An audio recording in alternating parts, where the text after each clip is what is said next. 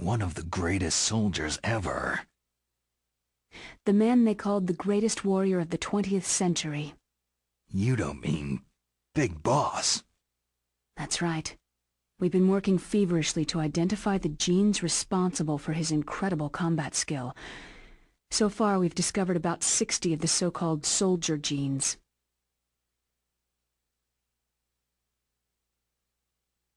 So his body was recovered after all. Yes, and his cells have remained frozen in a cryochamber. His genetic information is a priceless treasure to mankind. Priceless to the military, perhaps. His body was burned severely, but it was possible to restore his DNA profile from just a single strand of his hair. Oh, heck, it's like some kind of dinosaur theme park. And you're gonna put these genes into soldiers? Yes. We'll use a process that I discovered called gene targeting.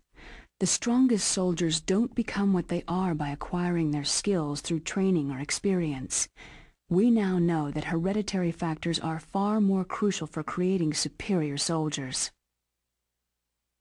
Snake, we can't hand over his body. It's more strategically important than any weapon of mass destruction. I hear the terrorists are calling themselves the Sons of Big Boss.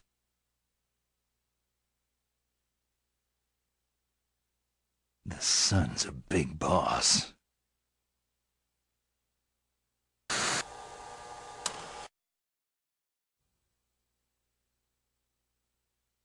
Tell me about these next-generation special forces. They started out as an anti-terrorist special ops unit, made up of former members of biochem units, technical escort units, and the nuclear emergency search team. Their purpose was to respond to threats involving next-generation weapons of mass destruction, including NBC weapons. Until they were added, that is.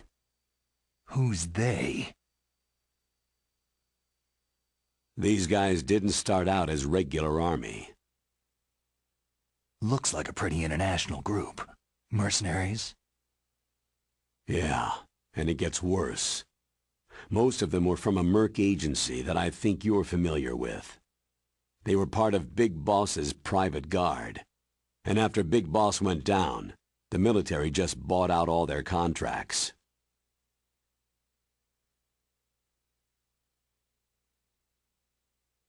Outer Heaven. After that, they were merged with our own VR unit Force 21 and retrained.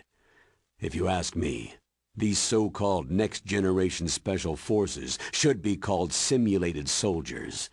They have no real battle experience. Soldiers of the video game generation, huh? Don't forget they've all been strengthened with gene therapy. They carry genes which make them excellent soldiers. Don't get careless just because they don't have much experience. I thought international law banned the military use of genetic therapy. Yes, but those are just declarations, not actual treaties. The interesting thing is that nearly every member of the unit conspired in this attack.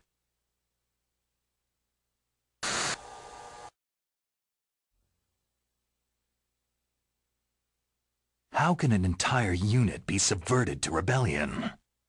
They're calling it a revolution. Since they all went through the same gene therapy, they probably felt closer than brothers. They see the unit as their only family. The Sons of Big Boss. But if they were regular army, they must have been interviewed periodically by army counselors. According to their files, they all got straight A's on their psychological tests. They all seemed like fine, upstanding, patriotic soldiers. But they all took part in the uprising? No. Several people didn't show up on the day of the exercise. That's why there was a resupply of troops. Was there any sign recently that something might be wrong? There was a report a month ago that they were acting strangely. Apparently they consulted classified information about the soldier genes and performed their own gene therapy experiments. They can do that, even without you? Well, our gene therapy process is almost completely automated. And besides that, they're all geniuses with IQs over 180. Even the existence of this Genome Army is a national secret of the highest order. We had been hoping to investigate this thing quietly and deal with it behind closed doors.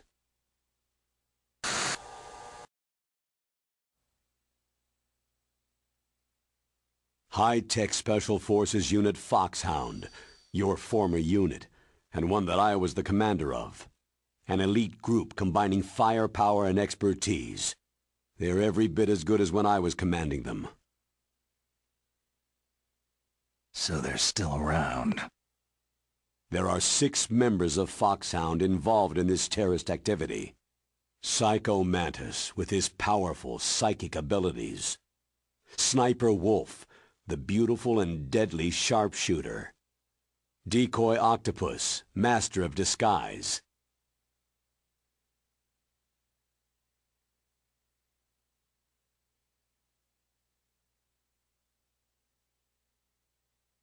Vulcan Raven, giant and shaman.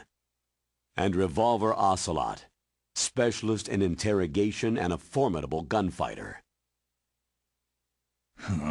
Sounds like a bunch of cartoon characters. And finally, in charge of them, Foxhound Squad Leader, Liquid Snake. Liquid Snake? Yes, and you're the only person who can stand against him.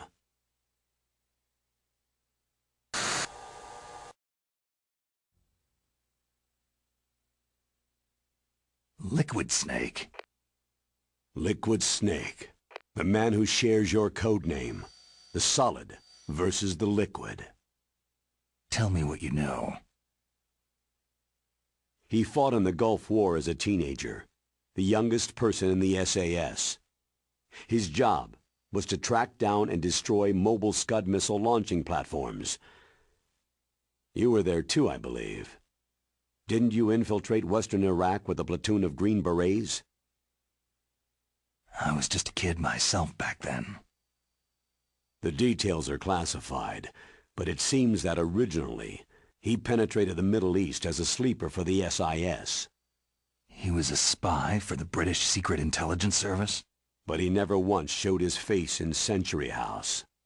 He was taken prisoner in Iraq, and after that there was no trace of him for several years.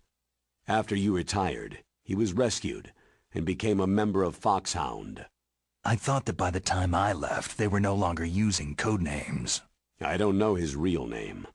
That information is so highly classified that even I can't look at it. Here's a photo of him.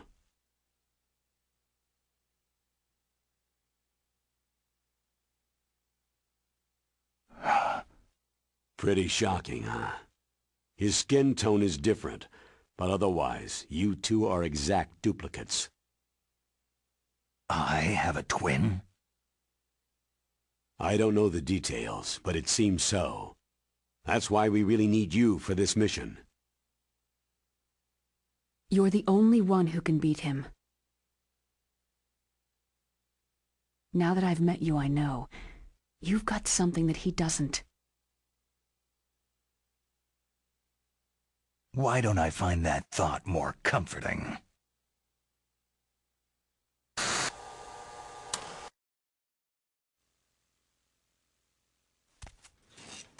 I need to borrow your scissors. What are you going to do? Don't worry. Just gonna clean myself up a little. Huh? I don't want to be mistaken for the leader of the terrorists.